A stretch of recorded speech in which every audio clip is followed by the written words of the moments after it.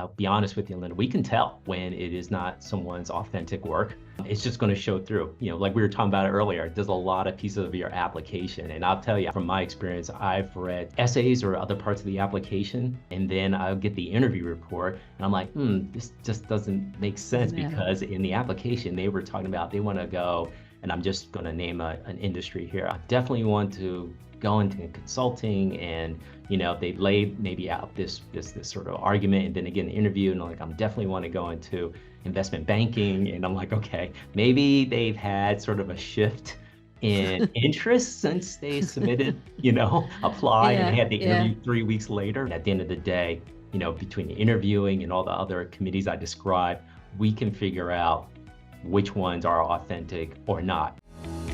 Welcome to Admission Straight Talk, the podcast dedicated to graduate admissions and helping you approach the application process thoughtfully and successfully. Your host is Accepted's founder and world-renowned admissions guru, Linda Abraham. At Accepted, our mission is to get you to that unforgettable moment when you read your acceptance email and shout, "Yes, I'm in!" Confident you'll be attending the perfect program to help you launch the career of your dreams. Welcome to the 592nd episode of Admission Straight Talk, Accepted's podcast. Thanks for tuning in. Before we get to our wonderful guest, I want to invite you to take advantage of a fantastic tool at Accepted, the MBA Admissions Quiz.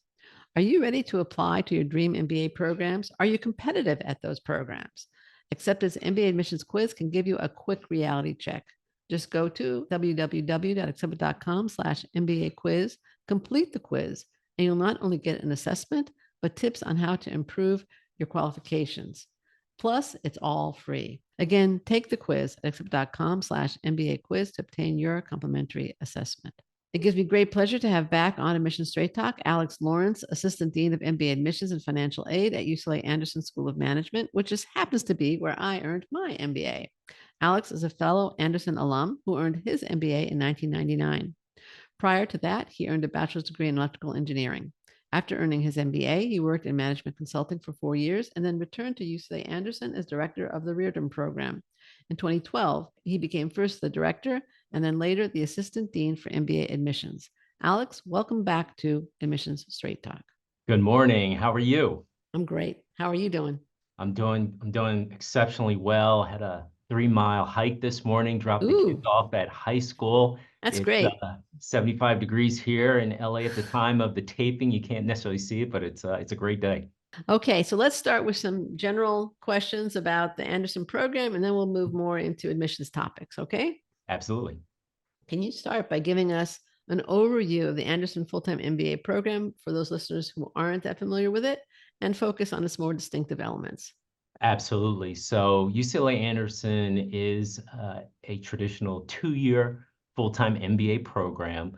We actually do start in the summer. We just are in our 3rd week of classes with the incoming take. Our students are on a quarter system, so they do have a summer internship opportunity between their 1st and 2nd year. And like other schools, we do have a core curriculum, but some of the distinctive elements I believe are, and I'll highlight just a few of them, is that our students have the opportunity to participate in a customizable curriculum that include many set of elective courses as well as specializations that really help students focus on the aligning with their career goals. Every student must complete a capstone project that you and I went through many years ago. Yes, that's right. There's a lot more options now, Linda, that I know we're going to get into to even do things on a global scale. Or if students choose to go the entrepreneurial route, they can do the business creation option or the BCO. And then the other part that I would highlight too, or say one of the distinctive elements, is our leadership at Anderson integrates our transformative leadership framework, where our students really get a chance to help them develop their leadership skills. And throughout the program, that would even include one-on-one mentorship throughout their time at Anderson if they choose to do so. So those are a few of the distinctive elements. And I haven't even talked about the whole big piece about being here in Southern California, all that is involved with that, but I'm sure we're going to get into that too. Sounds good. All right. You mentioned the summer quarter before the 1st year. What does it cover? Why have it? And when does it start? Yes. So we started incorporating the summer program just a few years ago. We looked at from a strategic standpoint of how we can get our students better prepared academically for the professional pursuits, of course, on the social side. So this incoming class, as an example, they start on July 29th. So it's typically like the end of July, using UCLA's summer program quarter system. And really, the students are really working on some foundational elements to get started. I was speaking with a student this morning. She has an accounting class that she's enrolled in. She's also has a marketing class. Students have an opportunity to choose from that set of core classes, but then also they get awareness and exposure to our career management team on like what are the choices that they said they wanted to do in their MBA application, do a little bit more of a deeper dive into that. But then there's also sort of the orientation elements that you might imagine, first day of school, getting acclimated to the school, some norms, people getting an opportunity to learn other classmates in their sections. We have 4 sections of students. So that's what the typical summer session will look like. And then the fall quarter begins towards the latter part of September and runs through the normal quarter system program we have here at UCLA. So the summer quarter is like a 6-7 week quarter, and you take 2 classes. Right, exactly. And then there's some like more micro sessions that feed into what I was describing earlier at the leadership at Anderson. So they get an opportunity to, again, build on those things. They go through an intercultural development inventory where they sort of understand how they work with people who are not like their own backgrounds and have like those conversations, whether they be difficult and sort of helping each other. So all that aspect of building out a team. Right. I mean, most schools, they might start in August, but the semester starts in August or September, or the quarter starts then, and then they go through. Why have this pre-quarter? Yes, great question. I think about, say, from my own experiences when I was going through, you would start orientation like the end of August and go through like 2 weeks to get acclimated to the program. And then next thing you know, in the fall quarter, you're taking 4 core classes. You're trying to get ready for the career recruitment aspect. You're just trying to get settled into this new experience. When we had a task force look at and get feedback from the students, what were some of the, say, pain points or areas of opportunity to improve? We thought that by leveraging the summer quarter experience, the students aren't taking, say, a full suite of core classes like the 4 that I mentioned. They can get more exposure to the career aspect so that when companies come on campus to do employer briefings in the fall quarter, the students are sort of like a lot more calm, a lot more ready, more prepared professionally, socially. They have some of those courses,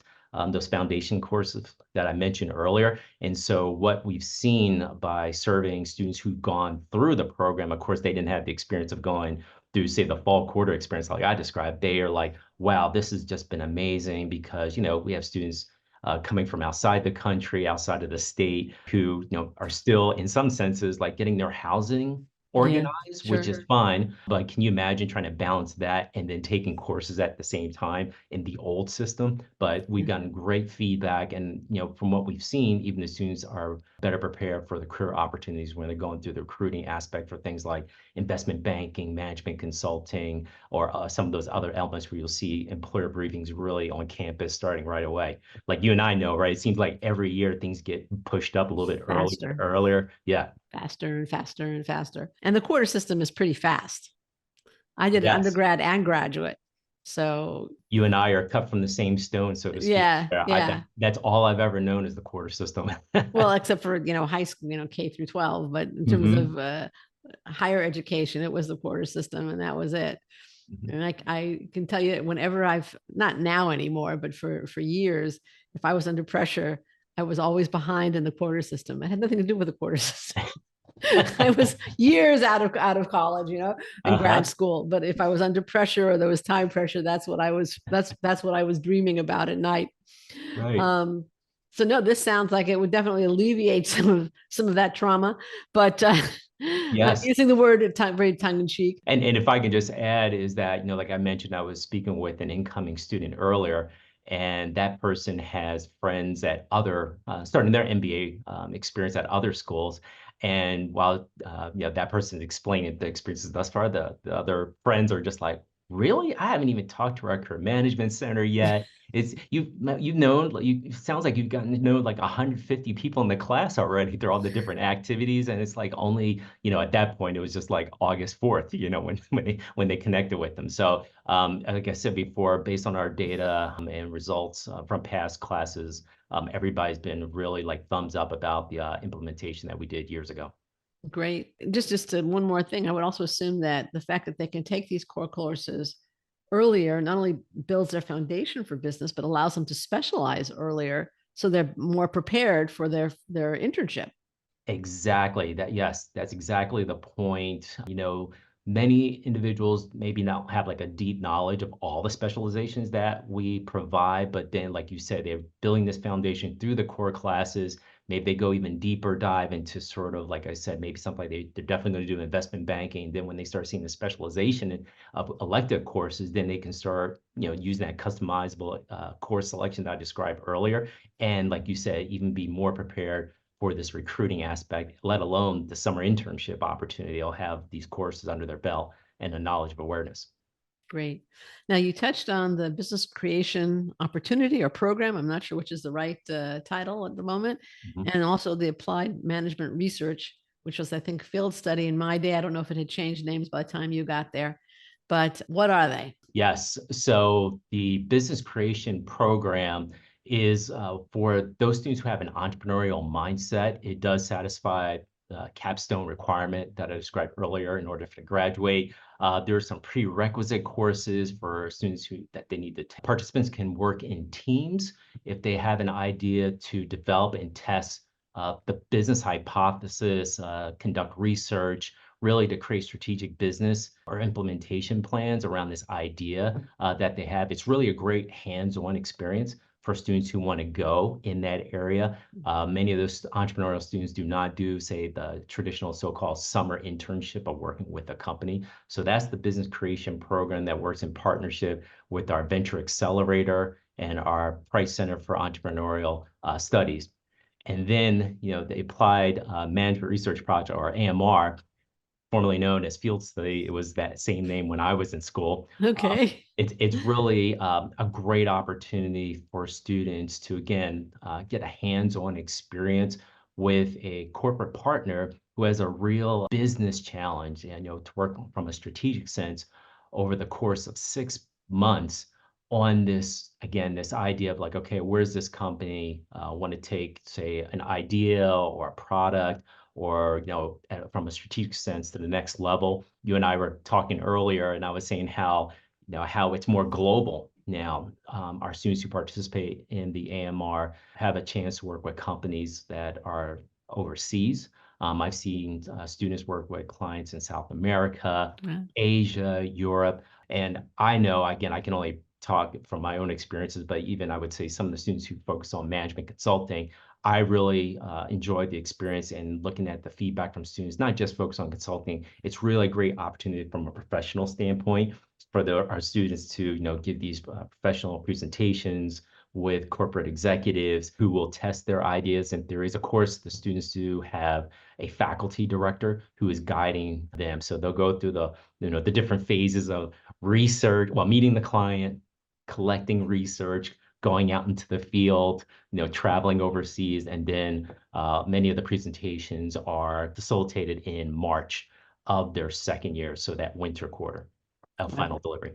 Yeah, it's also an opportunity. I know I realize that teamwork is a big part of the Anderson experience overall. And of course, many jobs involve a lot of teamwork. I think more so than when I was in Anderson, certainly when I was what I was doing before I got to Anderson. Mhm. But the teamwork experience was a very valuable one. Huge. Just, yeah, just in terms of inevitably somebody on the team is going to have a conflicting responsibility or not, live up to quite what they're supposed to do, but the team has a responsibility. And that's part of the experience, and it's a growth one.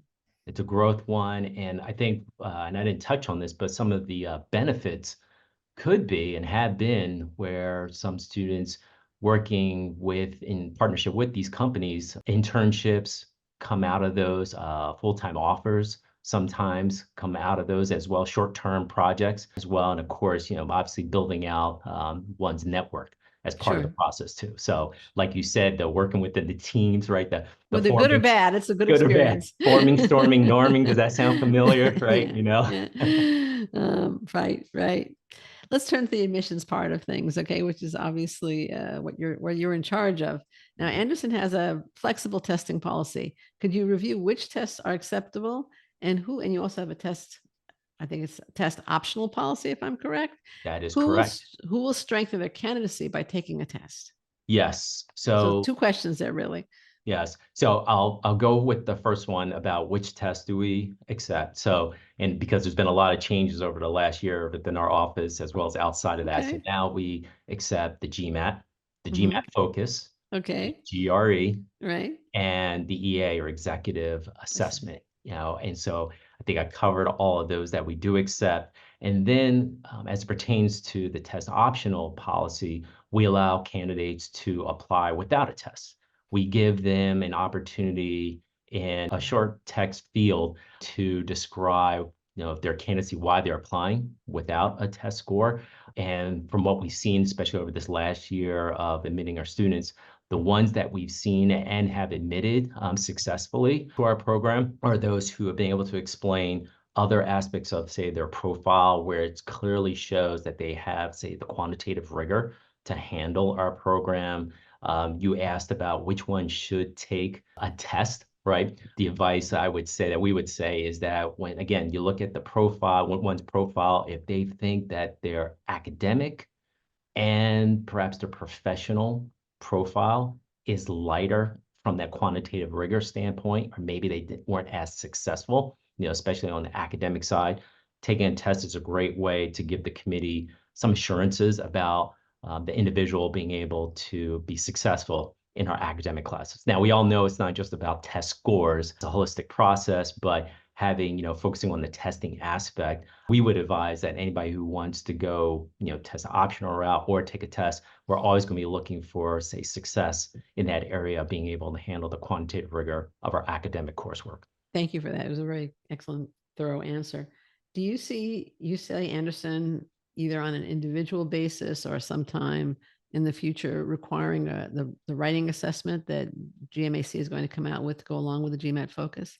Yeah, that's a great question. I remember sort of being at the nexus of a lot of those conversations with the leadership at GMAC and other my peers in the industry. I won't say definitely yes or no. Okay. I think we do a great job, and again, this being our first intake, and we're going to be doing studies to see how well these candidates are doing without, say, that writing assessment Right. aspect. We've done extensive research over the years of looking at, say some candidates don't have those high GMAT overall scores, that we've done research and looked at that writing element in the past and Yeah. have gotten assurances when they've scored at, say, a certain level. So in absence of that, we've also sort of looked at other parts of the application this past year saying, okay, with this new GMAT focus, for the candidates that we did admit, we looked at other parts of their application to give us assurances about what that looks like. Okay, great. Sounds good. Anderson is quite clear about what it values. I mean, from the websites, share success, think fearlessly, drive change. Applicants who share those values will be naturally drawn to Anderson. I think that's part of the point of putting it out there so clearly. How can applicants show those qualities, show that they share the values via the application, given the future focus of the essays and their tight word limits? Yes, you have all great questions that you're asking me here to get the word out. So I always advise students or prospective candidates that think about the entire application. You want to use all of the real estate. So back to your point about the values, the shared success, think Think fearlessly, fearlessly. drive change, Mhm. right? You know, there's ways to say perhaps show any of those elements in the different parts, like say your resume, right? Your resume should tell a story, professionally as well as sort of the experiences outside of the workplace. What communities do you play a part in? What leadership roles do you participate in? Where can you make an impact?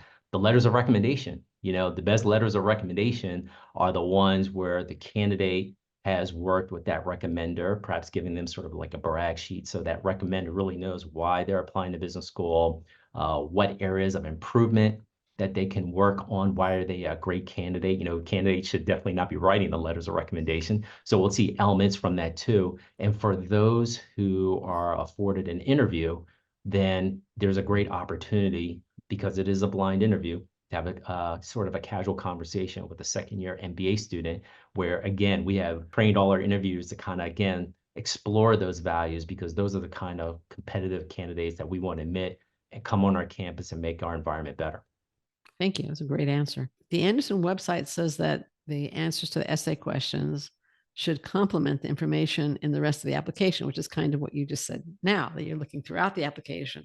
Does that imply that the reviewers read the essays last?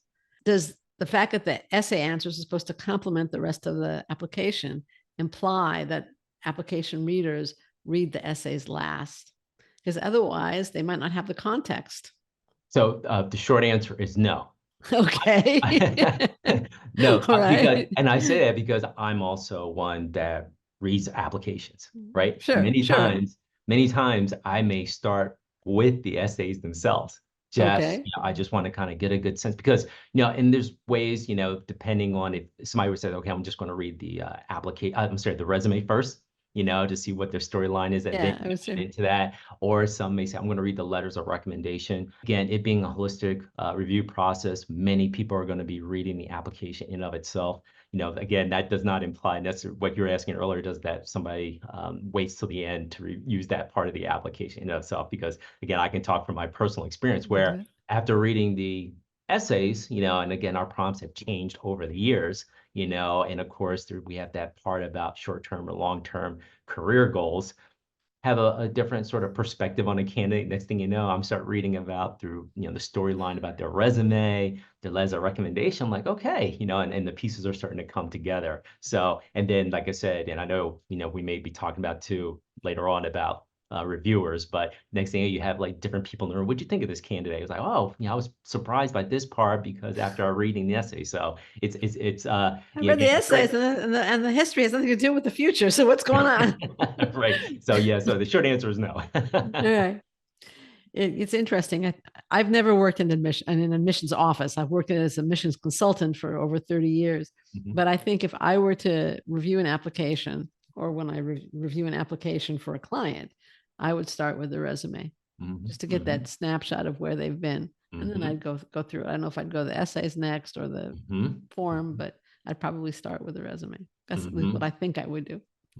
How many people will review an application before deciding whom to interview? Fantastic question again. So, and I'm sorry, I'm going to give you like the entire process, but great, go for it. Yeah, at a minimum, 2 or 3 individuals, because again, we want to have every single application, no screening. No screening, because of the fact, because like I was saying earlier, we want to have different perspectives, right? Just don't want to say because somebody works at a specific firm or a specific test score that, yeah, they should be automatically admitted, because again, they're different. When I look at my team, we've got decades of experience, so they've seen a lot of candidates over the years and the different profiles, and working with our student affairs team, seeing like how students are successful in different ways, in the classroom, outside the classroom, and what different profiles sort of bring to the campus environment. We'll have 2 or 3 people at a minimum look at that before advocating for an interview, and then just kind of going forward with that entire process.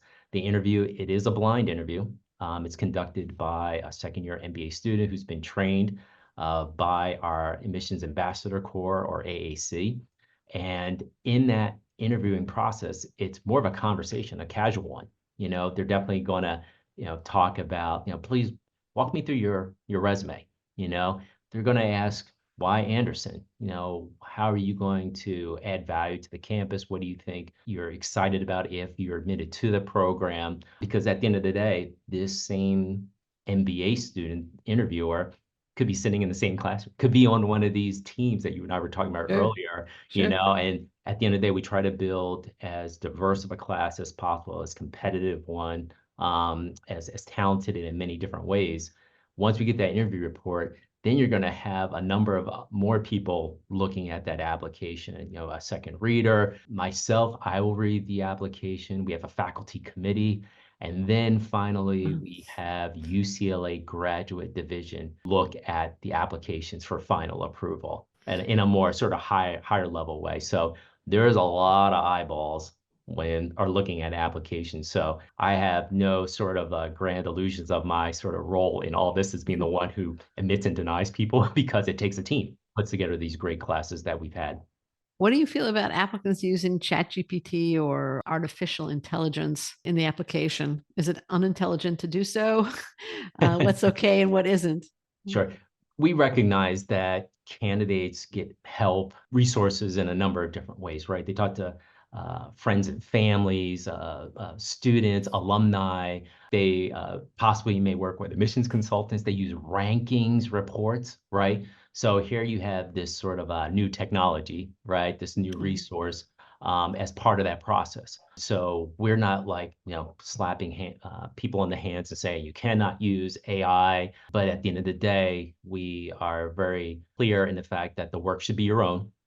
And I'll be honest with you, Linda, we can tell when it is not someone's authentic work. It's just going to show through. Like we were talking about earlier, there's a lot of pieces of your application. And I'll tell you, from my experience, I've read, say, essays or other parts of the application, and then I'll get the interview report, and I'm like, this just doesn't make sense because in the application they were talking about they want to go, and I'm just going to name an industry here. I definitely want to go into consulting, and they laid maybe out this sort of argument, and then again the interview, and I'm definitely want to go into investment banking, and I'm like, okay, maybe they've had sort of a shift in interest since they submitted, apply and had the interview 3 weeks later. So, but having said all that, again, putting in something like ChatGPT or Copilot or whatever it may be, helpful, but the work that should be submitted should be authentic. It should be their own. And at the end of the day, between the interviewing and all the other committees I described, we can figure out which ones are authentic or not. And that's not just on the AI space, but like, again, over years of other things, consultants or other people who may have possibly have a stronger influence on one's submitting the materials. We had a client several years ago who came to us after getting rejected and worked with one consultant, Esmeralda, and he gave her one of his applications that had been rejected. And she said to him, I would have rejected you too. He says, why? Because you said you wanted to do entrepreneurship, actually, that was what it was. And you had nothing entrepreneurial in your background. Mm-hmm. It didn't make sense. I would have rejected you also. Mm-hmm. So he says, well, all my friends told me that was the cool thing to do, to say I want to be an entrepreneur. And she says, well, it doesn't make any sense given your background. He says, well, what I really want to do is go into financial services and investment banking. She says, well, that makes sense given your background. Say what you're really interested in. Yes. He got in several times. So multiple schools. Yeah. Don't tell us what you think we want to hear.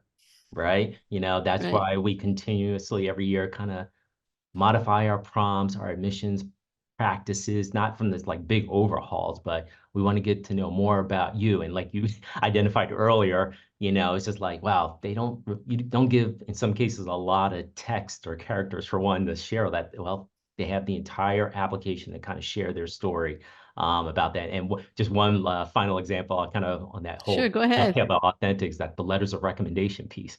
Right? I said it earlier, it's just like, yeah, the candidate should not be writing the letters of recommendation, but sometimes we'll get those come in and we have all this technology. It's like, oh, it came from the same computer, as the applicant. No wonder this sounds like such a glowing letter of recommendation. So my daughter once had the experience. She got in, she was okay, but she asked somebody for a letter of rec. And I told her, I said, give the woman like a brag sheet, your resume. So she did. So the recommender, who really wanted to help my daughter, she was definitely supportive. She quoted from what my daughter gave her without attribution. This is, she changed the person. So it was first person as opposed to third person or vice versa. But right. Anyway, she got in. But yeah, that's a different problem. What is the interview like at Anderson? You've mentioned that it was conversational and it's blind. Well, actually, I think we had this question, but the question I had on your answer was, just to clarify for listeners, blind means a person hasn't seen the application. All they really have is a resume. Is that correct? That is correct. They Okay. received the resume within a certain time frame, 24 to 48 hours, after the applicant has already scheduled their time, which is most convenient for both parties. It could be in person or virtual. And like I mentioned before, next thing you know, they're sitting down over a 30, 35-minute conversation, or possibly longer in some cases, because Yeah. sometimes they're having such a good time. I'm knocking on the door and saying, hey, you got your next interview. They just get lost in it. Then the interviewer will do interview write-up for us and submit that within a 24 to 48-hour time frame. And then like all the other parts of the admissions process, like I described earlier, start Yeah. back in motion. Okay. What advice do you have for re-applicants to Anderson? Yes. Well, one thing is that we definitely want people who may not have been admitted for different reasons. We definitely want you to reapply. It is a slimmed down version of the application, so you're not submitting like all the materials all over again. However, what I will say is that we want those individuals to do some self-reflection and look at some of those elements that we provide and showcase, like class profiles out there, so that they can kind of see whether it be like, say, on these testing scores or GPAs or work experience, they can kind of see where they fit in some of those different spectrums.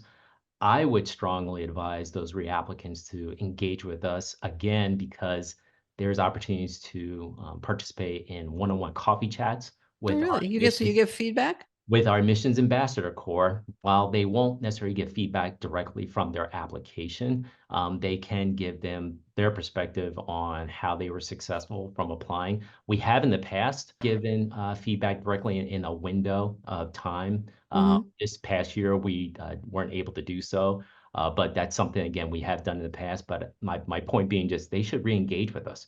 Because Sure. again, some of them, they can see like, okay, when I look at my GPA, and from the advice that we already give on our website, in our information sessions, is like, hey, if you're lower on the spectrum with your GPA, here's a great opportunity, like we were talking about earlier. Give the committee some confidence by have a strong test score, okay? Or you only have 6 months of work experience, but when you look at our spectrum of like the average range of work experience is 4 to 5 years, even north of 5 years. Maybe that candidate says, I'm not going to reapply this year. I'll wait for another year. But at the end of the day, we want people to apply when they're ready. You described the example earlier about somebody writing what they thought we should hear. The same thing. It's just like, apply when you're ready, when you think you're going to be the best and most competitive applicant, because candidates don't know in a given year what the application volume is going to look like, what we receive. So it may have been one of those scenarios where, wow, in any given year, you're going to be ready, but you have to determine that yourself. Right. Great answer. Thank you. If you were thinking ahead to Mhm. apply in 2026, 27, so you're not planning to apply this cycle, Mhm. what are the one or two things that you should be doing to prepare yourself to apply in a later cycle? Absolutely. I love this question because, when you're talking applying 26, 27, right, there's a lot of time of activity, but there's not a lot of time in one sense. So what I mean by that is like, here's a great opportunity from the research standpoint, is to talk to school officials. So whether that be engaging with the student community, and I describe some of those activities that we provide from a campus experience, do a campus tour, one-on-one coffee chats, sit in on a class. There's a number of more ways to engage with us that showcase on our website. Part of that research too is, and I said it, is researching the campus. Again, hopefully, if that it's somewhat easy. If you're domestic, I know sometimes even our international candidates may use summer holiday to come and check out UCLA and Southern California. But if you can't make it to the campus, take advantage of the virtual opportunities too. We have a virtual tour and many of those things as well. The other part of that is, again, we were talking about the whole testing policy. If you decide that you are going to submit a test score, here's a great opportunity to buckle down, study. I haven't met anybody yet who said like I was able to roll out of bed and just take the test.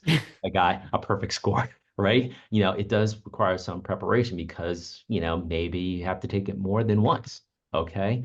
Don't forget too, is like start thinking about the people who you would want to advocate for you or the letters of recommendation, right? And then again, these are some more nuts and bolts parts of it, but it's like we're going to ask for your transcript.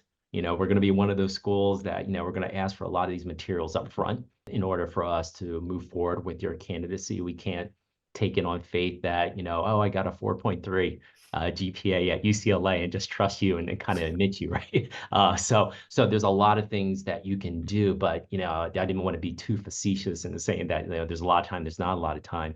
When you look at the academic year of like when many of these on-campus activities occur, especially for UCLA, we're looking really at a window of time of September to May of where everything's in full production, because then Right. once summer comes around, students go off into their summer internship, which, there's nothing wrong with coming here in the summertime. It's just not as, like I said, the same resources and opportunities. And finally, just engage with us when you look at our calendar of activities. I know I said earlier, I'm based here in Los Angeles right now, but I have somebody who's in Taiwan, somebody is in San Francisco, somebody's on the East Coast, sort of engaging with some partner vendors or even doing our own information sessions. So, we're coming to you as much as you can come to us. So there's plenty of time, but, start building a plan with the end in mind and then work backwards. Thank you so much for that. And your response actually jogged my memory. So the question I was going to ask was, does engagement with UCLA, is that a factor in the evaluation process? No, and what I mean by that is that just because You don't have a score there's no for score exactly. However, I will say that engagement with us does matter because we do record all those interactions. And, I would say today's prospective candidates, they're good, when they're coming and they're engaging with the office, but all those things matter. So whether you're talking to an admissions officer or a student, administrative assistant or whatever, be professional, show up, courteous. be courteous, because all those things, those observations, I won't say they go into the file, but students will come and say, hey, I have a great candidate who I just met. I just want to let you know. And we're like, okay, and we take all those interactions, we just put them in a file. We get unsolicited letters of recommendation from alumni and things like that. So it's fine. We just capture all of that information. And So, you might get unsolicited comments from the secretary, the receptionist, the janitor also. yes, exactly. Exactly. And those are reflections of, again, possibly being part of our community, which, we want to make sure that we're respectful for all the community members. I also want to point out a way, and I'm sure this is what you meant in all your references to engagement, but the two key benefits to engagement: one, the applicant knows they're making a wise decision, and two, they can present their interest in UCLA Anderson, their fit with UCLA Anderson, much more intelligently if they know more about it. It's just that simple. Yes. They can present themselves better. Yes, absolutely. Like you said, somebody who's applying, 26, 27 or whenever, after a while, you're just like, wow, you get all these different perspectives, all these different experiences. Many times I see people getting excited, especially if they're not living in the area. It's like, wow, what could life look like for me as a student at a top MBA program, living in Los Angeles, engaging on a campus that is research oriented, has this diverse group of people of different backgrounds, work experiences, and like, wow, I'm so excited just to apply, let alone, the part about being admitted. And then you sort of go through this other euphoria possibly of like, oh my gosh, now I know where I'm going to be for the next 2 years. How do I plan? Where do I want to live? What kind of lifestyle I want to have? All these things. It's just like, oh my gosh, it just starts opening up. But it all starts with having a plan, doing that engagement that you just so eloquently put out. And just to finish up on that, and also showing how the Anderson program will support your career goals. I mean, that's what the essay questions focus on very much. So Yes. again, the engagement will help you answer those questions. Yes, yes. And our dean, the career management center, was telling the students on day one, trust the process, but you got to do the work, so let's do this in partnership with each other, because that's why you're going to business school. All our research shows that the number one reason why people are going to business school is career related. Of coursework and Of on course. professional development, all those things like that. But trusting the process and doing the work at the same time are like those are key elements. And we want to admit people who are going to be successful in that aspect in all things that are reasons why they're going to business school. We don't want to admit anybody and then have them fail, in that sense. Right. What would you have liked me to ask you? And thanks for asking that question. You do a great job like covering a lot of things. I Thank guess you. I would say this year is that one question is just like, why do I continue doing the work that I Go do ahead. Go here? for it. Yeah, exactly. I mean, you put out my graduation year out there, so which is fine, which is fine. It's all over the website. So they're like, wow, that guy is a little seasoned, to Notice say I the did not least. give my graduation year. I know that's why I was laughing inside on that. But I would say is just like again, reason why I've decided or continue to stay engaged here is that you mentioned how I made the pivot from management consulting into higher ed. And I was, thinking that, when you look at probably over the last 20 plus years, I'm in that, I'm a servant leader in the higher education space. From my time of Reardon and even up till now, I've worked with individuals that span many sort of age ranges from high schooler up into younger professional. And I've seen this arc. I remember the freshmen in high school to years ago to now today who graduated from an MBA program, whether it be even UCLA, and seeing of how they've grown personally, professionally, developed me, and just even being on this UCLA campus. And I think that's what resonates with my own personal values. You look at UCLA, sort of their legacy and its mission of teaching, research, and elevating the public mission to make the community, society better. And a lot of my work feeds into that. So when I'm meeting candidates, first gen, international candidates, and just sort of opening their sort of eyes to different experiences, information that they don't know, fellowship opportunities or whatever, like, oh my goodness, wow. And I'm like, if I can be a connector in a lot of ways to those individuals, I can see a little bit of myself in that discovery period where, just to make you laugh, I was much younger. I was like, who is McKinsey? What is McKinsey? And so it's just like, wow, if I had known, a lot earlier at 25, 26, I might have approached McKinsey differently in just thinking about that. But again, I was an engineering nerd and I only wanted to kind of talk about some firms and look at those things. So, again, just to wrap that up, that part about, why I'm at UCLA Anderson. I enjoy working with my colleagues here. Some are alumni of Anderson as well, and just seeing their dedication of getting back in a lot of different ways above and outside of the work that we're committed to as employees. But I think that's one thing that I enjoy because next thing you know, and I'm one of those I'm one of those homers, Linda, in the sense that I always wear UCLA gear, right? So whenever I'm out in the streets, people are like either go Bruins or they may recognize me and they're just like, hey, There are aren't a you lot of Pete? UCLA alumni in Los Angeles. Yes, believe it or not. But then even when I hit the road, as I'm walking through Philadelphia or something like Really? that, or even now that we're, as part of like a bigger conference as after we left the Pac-12, people are just like, oh man, we're excited to see the Bruins in our conference this year. I'm just like, yes, it's a great institution to be a part of.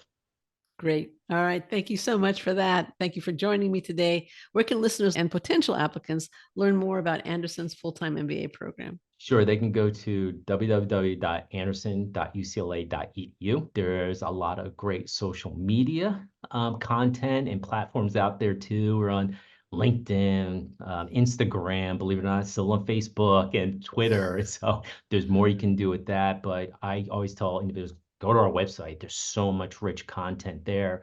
Videos, student testimonials, day in the life of a student, alumni perspectives, faculty profiles. There's just so much there that at least, starting there and then start connecting the dots. You can even reach out to me. And like I said before, I love connecting people because, if there's like a glimmer of something from the interest that they express, I'm like, I know somebody you should speak with because then when they start talking, trust me, when they start talking to some of the, the people that we connected, those individuals are like, oh my gosh, love to talk to you about my experience because they also had that sort of same experience. Somebody connected them to learn more and they lived it. And now they just want to share how much joy they had from that experience. Great. Thank you so much. We'll include links in the show notes at accept.com/592 to UCLA Anderson. as well as to related articles and podcasts. They're all linked to from accepted.com/592. Quick reminder, don't miss the MBA admissions quiz. Find out if you're really ready to apply and competitive at your target programs. Take the quiz at accepted.com/MBA quiz. Listener, thank you for joining Alex Lawrence and me for our 592nd episode. If you find the show worthwhile, please subscribe. Make sure you don't miss any future shows, be they with admissions deans, professors, current students, test prep pros, or alumni doing great things. Thanks again for coming. This is Admission Straight Talk, produced by Accepted, and I'm your host, Linda Abraham. I'll talk to you again next week.